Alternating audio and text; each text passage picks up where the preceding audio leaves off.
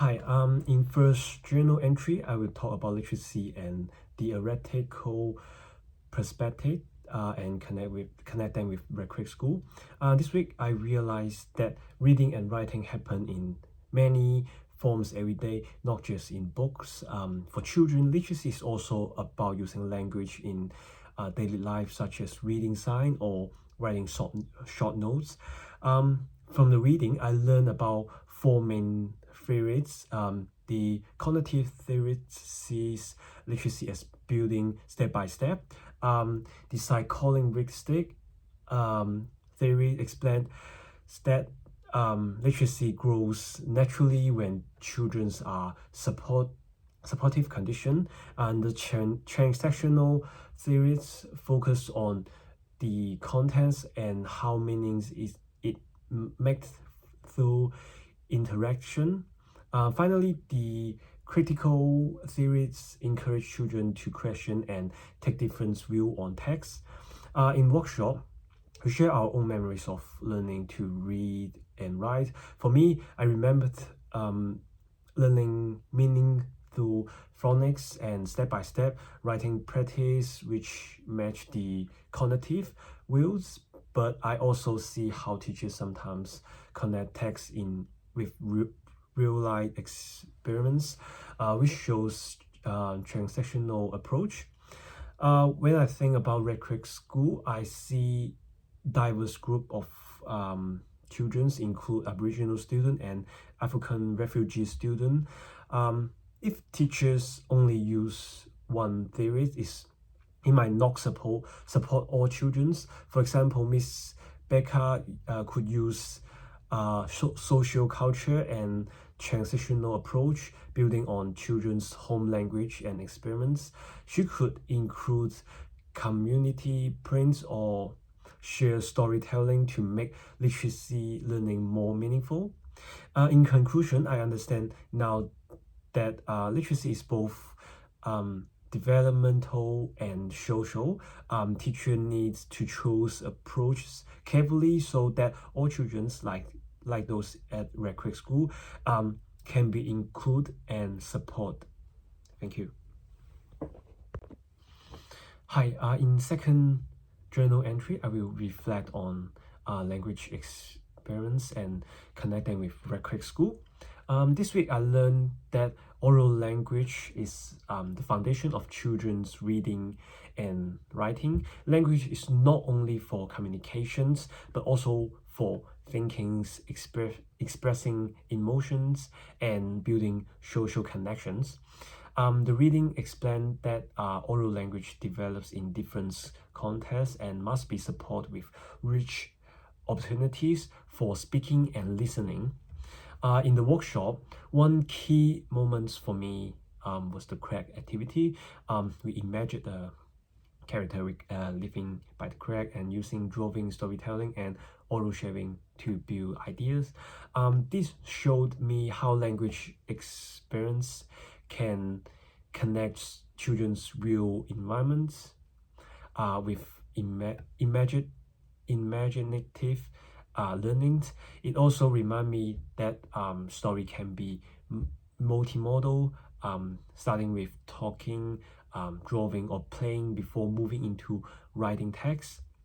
The theory of functional grammar also makes sense here. Instead of teaching grammar as isolate root, functional grammar looks how language works in real context. For example, when children share crack story, teacher can guide them to know who is doing and where it happens. It helps them to see how language shows represent meaning. When I think about rhetoric school, I know the diversity of students include Aboriginal children and African refugee students. A language experience approach is important because it values all children's voice. Miss Becca could design activities that invite children to bring their own stories, family experience, and culture knowledge into classroom talk. This only supports oral language growth, but also builds belonging and confidence. In conclusion, this week helped me to see the language experience create a bridge between children's lived experience and literacy development. At Red Creek School, using shared oral storytelling and environment resource like the crab would be an inclusive and effective way to support diverse learners. Thank you. Hi, in the third journal entry, I will reflect on earlier writing and connect to Red Creek School. This week, I learned the children's writing developed through different phases. They begin with the beginning and emergent state, where children use scribble and symbols or a few letters to present meaning. Then they move to the earlier and transactional stage, where they can write sentence, apply phonics knowledge, and think about audios and propose. Finally, in the fluent stage, our children while more independently use conversions and variety for text type. In our workshop, I found the creature narrative task very useful. Writing and drawing about the character help me understand the children's need experience to write about. The task also remind me of the four components of writing: the writing context, the context form, the stage we use, and the conventions we apply. For example, in my own writing, the Greek setting give me a context, the narrative form guide me structure, and I use strategy like mind mapping to organize idea. I also had to decide which conversions, such as spelling and punctuations, were most important for clarity. When I think about Red Creek School, I know the junior primary class include children across different phases. Some reception students are still at the emergent stage, while Year 2 students are more independent writer. Mrs. Rebecca therefore need to use differentiated strategy for experiments. For example, she could mode writing and use sharing writing for beginners, while giving guides or independent writing tasks to move advanced students. This flexible approach would allow all children, including all learners, to progress their own level. In conclusion, this week shows writing developments is gradual process. Teachers need to give children rich experiments, purposeful tasks, and balanced support with both create and conventions. As a diverse class like Red Creek, this means scaffold each phases carefully so every children could grow as a writer. Thank you. In the fourth journal entry, I will reflect on earlier reading and connect to Red Creek School. This week I learned that learning to read is a complex process, not just about decoding words. Children need knowledge of sounds, vocabulary, comprehensions, and fluence to become confident readers. The four resource modes help me to understand this better. A reader must act as a code breaker to understand letters and sounds. A text participant to build meanings. A text user to use text for real purpose, and a text analyst to questions and evaluate text. In the workshop, I found the share reading task with the where the why things are. most significant. By predicting, discussing the picture, and mapping the story events, I realized how shared reading support children's comprehensions and oral language.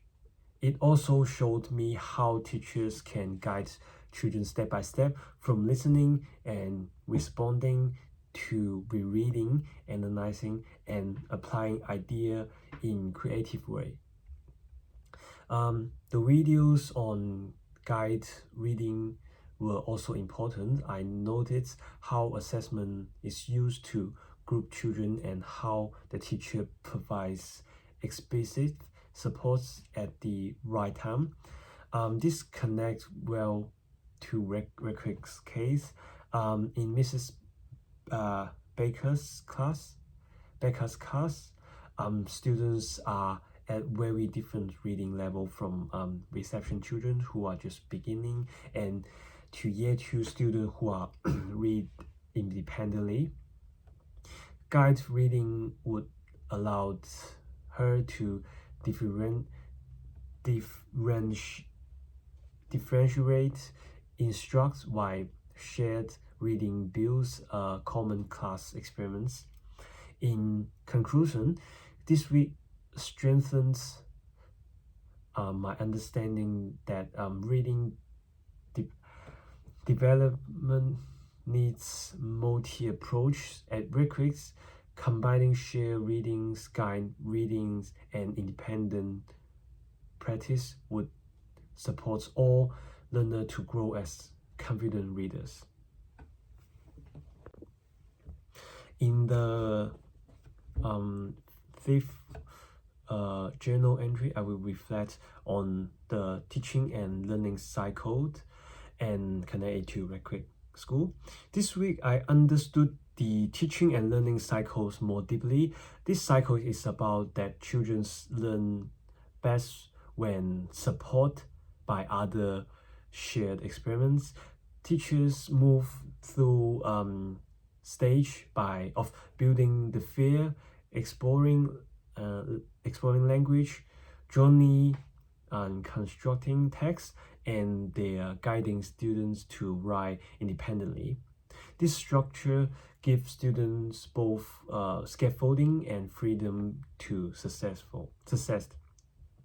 In the workshop, using where the right things are to mold the cycle was the key moment. We began with predictions and personal response, the analyzed language and story structure, and finally thought about how children could create their own response. I note how teachers' route kept changing from modeling and questioning to guiding small groups, and finally step back.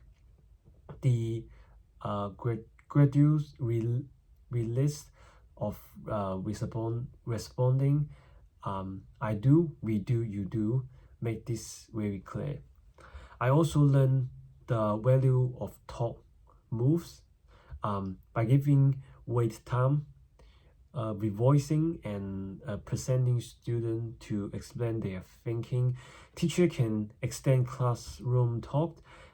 They help children build deeper understanding and confidence in sharing idea. For Recreate School, I think this approach is very relevant. The class is diverse with refugee children, Aboriginal students, and learners are at different literacy levels. Using the teaching and learning cycles, Mrs. Becker could first build shared background knowledge, then mold response, and later encourage students to bring in their own culture stories and personal experience. This could make literacy learning both inclusive and meaningful.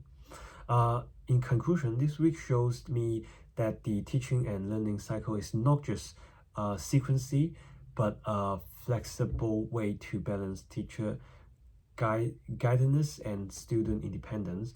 For a class like Recreate, It provides a clean structure to support all children in responding to text and developing literacy.